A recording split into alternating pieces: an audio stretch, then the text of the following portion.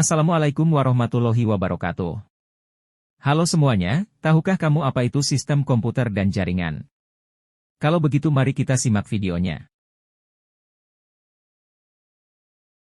Jaringan komputer adalah kumpulan perangkat komputer yang saling terhubung untuk berbagi data, informasi, dan sumber daya. Jaringan komputer dapat menggunakan media fisik seperti kabel atau jaringan nirkabel seperti gelombang radio. Berikut adalah contoh jaringan komputer. Yang dimana, terdapat banyak perangkat yang saling terhubung antara satu dengan yang lainnya. Selanjutnya kita akan membahas jenis-jenis jaringan komputer. Seperti yang ada di gambar, ada banyak jenis-jenis jaringan komputer, tetapi kita akan membahas 4 saja. Yang pertama adalah LAN atau Local Area Network. LAN merupakan jaringan komputer yang menghubungkan perangkat dalam area kecil seperti kantor, sekolah, atau rumah. LAN memungkinkan komputer untuk berkomunikasi dan berbagi sumber daya. LAN memiliki karakteristik seperti berikut. 1. Menggunakan koneksi berkecepatan tinggi antara 2 hingga 100 Mbps.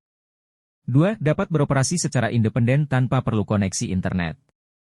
3. Dapat digabungkan menjadi jaringan MAN, Metropolitan Area Network. 4. Dapat diinstalasi dengan 2 metode, wired, menggunakan kabel, dan wireless, tanpa kabel. Selanjutnya adalah MAN. MAN adalah singkatan dari Metropolitan Area Network, yaitu jaringan komputer yang menghubungkan beberapa lokasi dalam satu wilayah metropolitan. MAN merupakan jaringan komputer yang lebih luas dan canggih dari LAN. MAN sering digunakan oleh instansi pemerintah, universitas, dan perusahaan besar yang memiliki kantor di beberapa lokasi dalam satu kota. Selanjutnya adalah WAN. WAN, Wide Area Network, adalah jaringan komputer yang menghubungkan beberapa jaringan lokal, LAN, yang terpisah dalam area yang luas. WAN dapat menghubungkan kantor, pusat data, aplikasi cloud, dan penyimpanan cloud. Dan yang terakhir adalah WLAN. WLAN, Wireless Local Area Network, adalah jaringan lokal yang menggunakan gelombang radio untuk menghubungkan perangkat secara nirkabel. WLAN memungkinkan perangkat untuk berkomunikasi dan mengakses internet tanpa perlu kabel.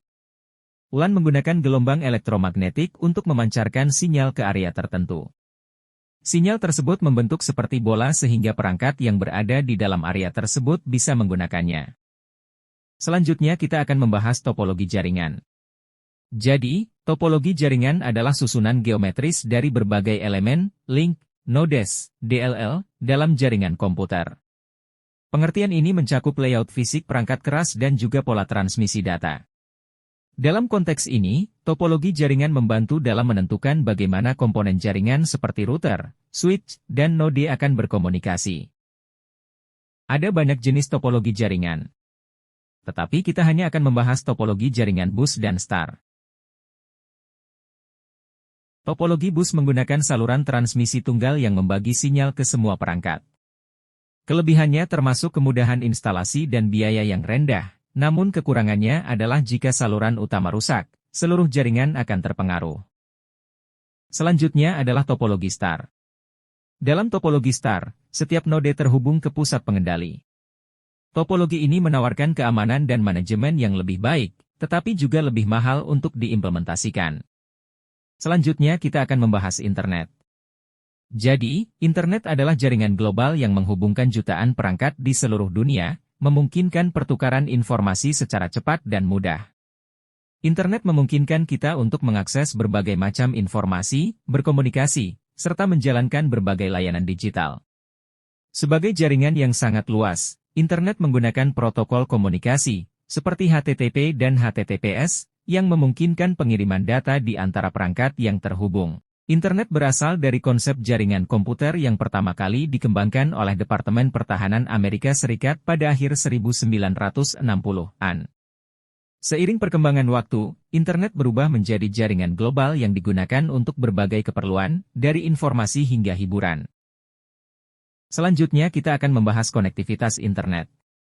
Jadi, konektivitas internet merujuk pada kemampuan perangkat untuk terhubung ke internet baik melalui koneksi yang dirutekan di mana setiap perangkat memiliki alamat IP sendiri, atau melalui koneksi terjemahan yang menggunakan skema pengalamatan pribadi dengan server yang menerjemahkan antara alamat IP publik dan pribadi untuk akses internet bersama. Konektivitas internet dibagi menjadi dua yaitu kabel dan nirkabel. Dan pembahasan terakhir kita adalah konektivitas data dengan ponsel. Jadi, komunikasi data adalah proses pengiriman dan penerimaan data atau informasi dari dua atau lebih alat komunikasi. Perangkat tersebut terhubung antar satu dengan yang lainnya dalam sebuah jaringan. Komunikasi dengan ponsel dapat dilakukan dengan mengirim pesan atau SMS, short message system, panggilan suara, koneksi internet, maupun mentransfer dokumen. Ada mekanisme komunikasi data yang terjadi antara ponsel pengirim dan ponsel penerima.